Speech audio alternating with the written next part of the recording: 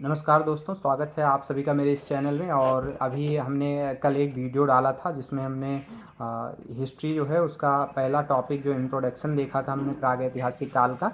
तो अभी हम क्या करेंगे, 365 डेज का जो चैलेंज लिया है उसमें हम यूपी पीसीएस का जो सिलेबस है उसको स्ट्रक्चर वे में हम ब्रेक करेंगे, मतलब उसको टॉपिक वाइज तोड़ेंगे और उसके बाद फिर एक एक पॉइंट को उठा के हम उसको सिलेबस को ख़त्म करेंगे। 365 डेज़ में हमें उस सिलेबस को ख़त्म करना है। और फिर इतना टाइम लगेगा क्योंकि बहुत बड़ा सिलेबस है और बहुत सारी चीज़ें हैं उसमें पढ़ने के लिए।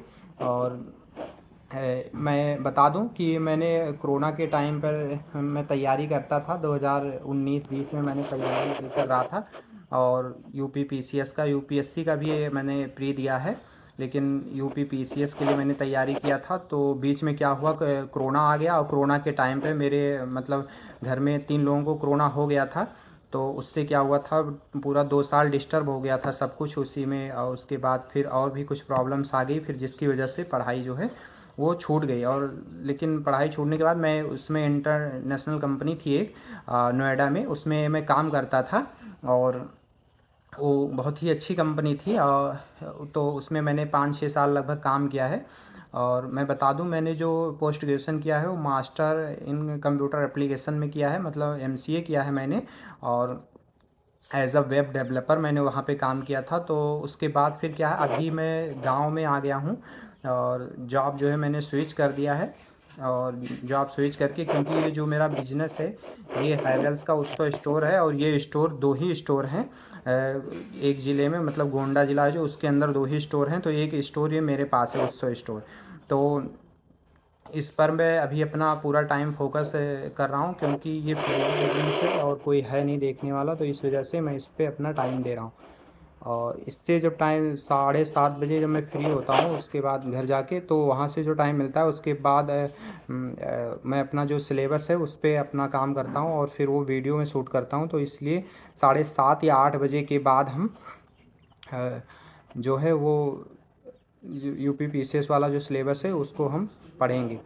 मुझे रिवीजन करना है, पहले से नोट्स बना रखा है, तो वो सारे नोट्स मेरे पास हैं, वो आप लोगों के साथ शेयर करूँगा। अगर आप एनसीईआरटी पढ़ने जाओगे तो उसमें एक ही टॉपिक में बहुत ज़्यादा मतलब बहुत ज़्यादा जानकारी है जो हमारे मतलब की नहीं है। और यही मैंने देखा था, इसी वजह से मुझे नुकसान भी हुआ था पहले जब मैं तैयारी करता था। 1-2 साल मुझे यही समझने में लग गया कि मतलब क्या पढ़ा जाए क्या छोड़ा जाए। तो अभी क्या है कि मेरे पास पहले से छोटे छोटे नोट्स हैं, पहले बहुत बड़े नोट्स बनाए, उसके बाद उससे छोटे नोट्स, फिर उससे ज़्यादा छोटे नोट्स बनाए। ऐसे कई नोट्स बनाने के बाद बहुत छोटा सा नोट्स बना के रखा है मैंने। और वो नोट्स मैं शेयर करूँगा और धीरे धीरे हम 365 डेज़ में क्या है अपना जो सिलेबस है उसको कंप्लीट करेंगे। तो अभी ये मेरी शॉप है जहाँ पे मैं काम करता हूँ, यहाँ से मुझे टाइम नहीं मिल पाता। तो जब मैं फ्री होता हूँ उसी के बाद ही मैं मतलब जो है सिलेबस है उसको देख पाता हूँ।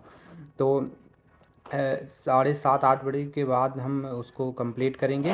और 365 डेज़ बहुत ज़्यादा टाइम नहीं है, डेली हमें 3-4 घंटे मतलब देना है।